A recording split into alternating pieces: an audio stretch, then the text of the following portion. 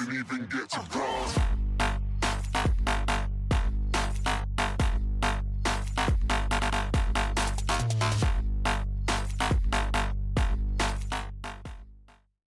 Hey everyone, welcome back to my channel, and hey, my name is Chai T for those who are new. This is my 10th episode for my From Scratch Ironman series, where we try to make our way to a tier 8 set without buying anything from any other players. You guys can go ahead and check out all the rules and goals down in the description below. If you guys are new, please consider subscribing so you don't miss any of the action. Also, if you guys could leave me a comment down below and like the video, I'd really appreciate that because I love seeing feedback from you guys. I just want to let you guys know that I'm actually going to insert some live commentary into these videos for you guys. I think that would be a little bit more entertaining. I'm not sure if you guys are gonna really tell the difference between the live commentary or just narrating over it, but hopefully it'll be a little bit more enjoyable for you guys to watch as well. This episode we go ahead and get some pretty decent loot, so with all that being said, let's jump right into it. First things, I actually am pretty decent on money right now. I think I'm gonna go just try and work towards a premium for at the end of the month. So I'll try to, I think premium is a little bit over 9 mil right now, which I mean is a lot more than what it has been before. I mean, it went to 7 mil pretty recently and then it just jumped up to 9, so it's kind of a bummer, but we're just gonna have to grind out to about 9.3 mil so far. I have this amount of silver kind of just sitting in my bank for now, just kind of not doing much, so I kind of wanted to go over and expand my island again, because that's definitely gonna help out a lot for farming. That'll definitely help when making more crops, because I have one animal farm and then one crop farm, so then I can have another crop farm that can actually save the crops instead of having to use all the crops on my animal farm. I try to go to the tier 7 black zones just because I think they have the best loot for where I kind of am, and I pretty much just clear them backwards. I go in, get the loot, and then clear backwards, because I am going to be trying to make as much money as possible right now, and also trying to get my nature staff and this mage armor setup to the highest possible levels. Okay, so it looks like there's only one chest for this dungeon. That's gonna be alright though, it's just a blue chest, so it's not gonna be that bad. And I just got feared into everyone else, so that's not the freaking best, but we're just gonna de-aggro all those guys and pick off these crows one by one, because I definitely can't handle all of them at the same time.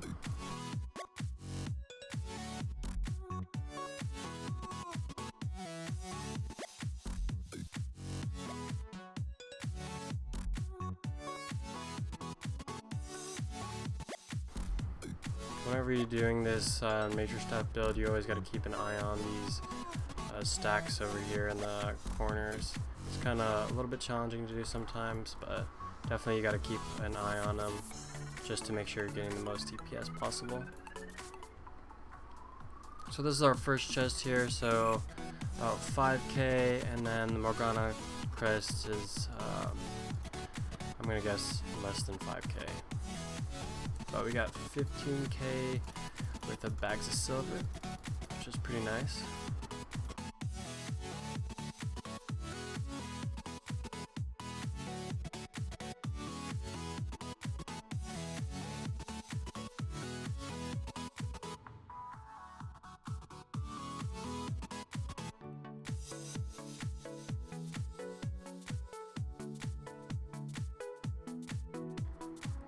So you guys can see here now that there was actually a group of 3 people that dove me in this first dungeon that I went into. It was a little bit stressful at times because I wasn't really expecting them, and especially 3 people. That was the first time I was ever dungeon dove, so I didn't really know what to do or how to act, but I think I managed to stay pretty calm and as you guys can see, I actually had a omelet in my inventory that I didn't use. I kind of forgot about it, so I used it as they were attacking me, which was kind of not the best choice, but I did get it off, and that actually was really helpful for me to get my living armor back up. So as you guys can see, every single time that I got really low, I used my living armor, and then they just kept focusing me and kept attacking me. So I actually regened back to full health a bunch of times. I just kept running back and forth, and that seemed to do the trick.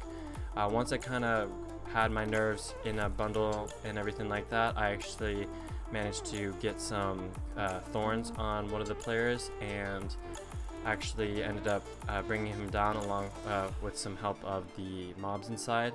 And then afterwards, they had a lot less DPS, and my healing was just like very strong. So what I ended up doing was just focusing another one down with 3 stacks of the thorns, and then the last guy was actually kind of fleed after I was about to kill his friend, so he ran away and I wasn't actually able to find him, which is kind of a bummer. I would have liked to kill that guy as well, get his loot, but you guys can see the loot on the screen, and it was some pretty decent stuff. I, for some reason, didn't really know why I couldn't execute that guy, and it was kind of a bummer too, because I actually ended up trying to follow the other guy into the dungeon to see where he was, but when I came back, I still wasn't able to execute him for some reason. I don't know if I was just misclicking or something, but he ended up committing suicide anyway, so that was alright. So I got the loot, but I didn't get the PvP fame for killing him, which was kind of a bummer. So after all that was done, I actually had a little bit of the live commentary going, so I'll play that now. Okay guys, well, that was a little bit stressful. Actually, that was my first time being dungeon dived, and yeah, I didn't really expect 3 players to be in there at one time. I don't really know why they would dungeon dive with 3 people, but I guess, you know, easier kills. But surprisingly, I actually managed it pretty decently. I don't think they were using too high of gear, so that's why I was kind of able to stay alive and everything like that. So after all that stuff, I actually went back and started to find some enchanted ore, because I didn't actually have any, and for some of the things that I needed to make with ore, I actually wasn't able to. So I wanted to go and make a Graveguard helm so that I could use it in more arenas. That would definitely help me when trying to win arenas and getting those tomes of insight and stuff like that. So I wanted to get the highest tier 4 Graveguard helmet that I could, because I only had that one tier 4 and I could only craft tier 4. So I went ahead, got all the necessary materials to level up my crafting for the helmet slot, and then went ahead and crafted a tier 4.3 Graveguard helm.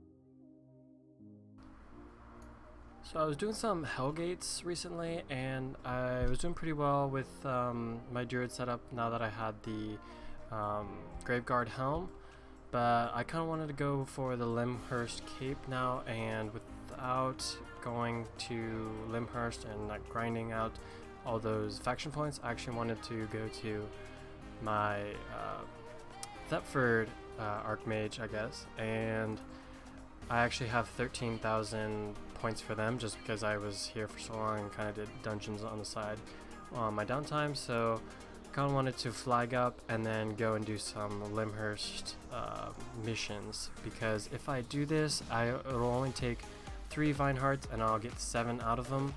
It is definitely a little bit risky though, because if you guys can see this, I'll have to travel all the way down here, probably gonna cross down over here and then to Carleon, crossing 1, 2, 3, 4, and then to the place where I'm supposed to drop off the stuff and then back. So I have to travel through 4 red zones. So there is a chance for me to get PK'd and die, unfortunately, but I think I'm going to take the risk just because I don't really want to grind out 3,000 more points for Limhurst, even though I don't think it would take very long. I just couldn't be bothered to do it, so I'm just going to go ahead and buy these vine hearts now and make my way over there.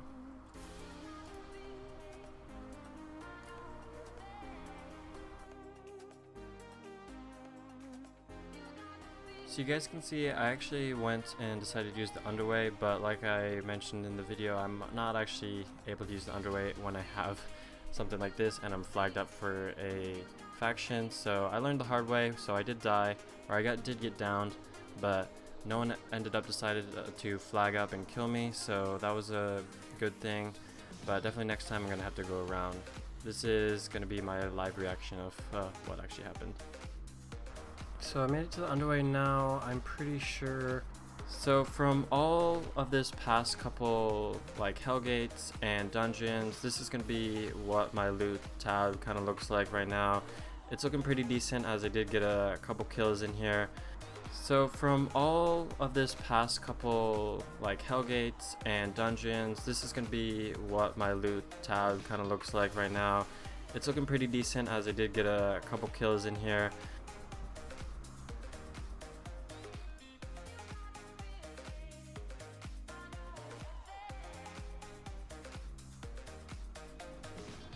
There are a couple PKers in Willowwood, which is very unfortunate. So hopefully I'm not going to get downed by any of those guys while I make my way there. I do see one of them right now, so hopefully I do not attract to him.